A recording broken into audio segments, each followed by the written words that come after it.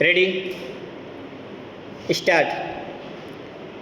आदरणीय महोदय, हिंदी के लिए यह अवश्य ही गौरव का विषय है कि उसे भारतीय संविधान ने अखिल भारतीय भाषा का स्थान दिया है। इससे हिंदी भाषियों और हिंदी से संबंध रखने वाली सभी संस्थाओं का दायित्व बहुत बढ़ गया है।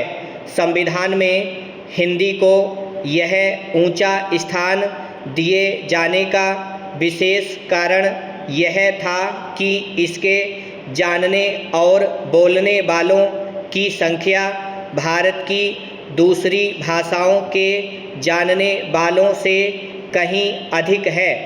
उन भाषाओं का भी अपना गौरवपूर्ण साहित्य है और उनके बोलने वाले अपनी भाषाओं के साथ प्रेम रखते हैं और उन पर गर्व करते हैं। इसलिए सभी ने हिंदी को जब वह स्थान दिया है तो यह समझकर नहीं कि उनकी अपनी भाषा किसी बात में कम है, पर यह समझकर कि राष्ट्रीय काम के लिए हिंदी का ही प्रचार और प्रसार सुगम और सुलभ होगा। हिंदी को अखिल भारतीय कामों के लिए प्रधानता देते हुए प्रादेशिक भाषाओं को यहाँ के कामों के लिए प्रधानता दी गई है। इसलिए यह अनिवार्य है कि जहाँ हिंदी का प्रचार हो वहाँ प्रादेशिक कामों के लिए स्थानीय भाषाओं को भी प्रोत्साहन दिया जाए और वे अपने सीमित क्षेत्र में अपना काम सुचारू रूप से करें। शायद यह कहना भी अनुचित न होगा कि हिंदी भाषी राज्यों में तो हिंदी का वही स्थान होगा जो किसी भी प्रादेशिक भाषा का उसके अपने राज्य में, पर अन्य भाषा भाषी राज्यों में सीमित काम और अखिल भारतीय क्षेत्र में प्रायः सभी काम हिंदी द्वारा किए जाएंगे। हिंदी भाषियों का प्रयत्न यह होना चाहिए कि हिंदी भाषियों ने जिस सद्भावना से हिंदी को राष्ट्रीय कामों के लिए स्थान दिया है, उसी सद्भावना के साथ वे हिंदी के प्रचार में तत्पर हों।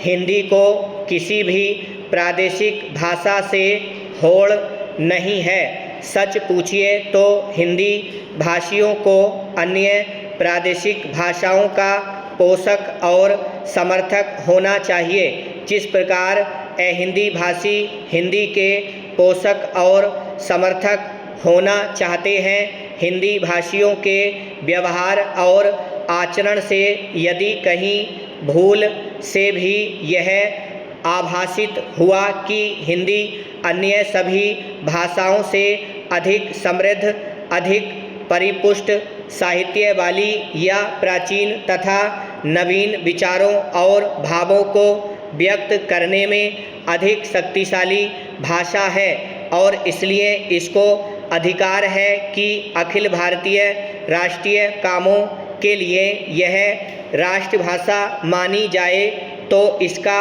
फल यह होगा कि अन्य भाषा भाषी हिंदी के प्रति ईर्ष्या करने लगेंगे और जो संविधान चाहता है वह काम पूरा नहीं हो सकेगा और हिंदी उस स्थान को प्राप्त नहीं कर सकेगी जो संविधान ने उसे देने का निश्चय किया है।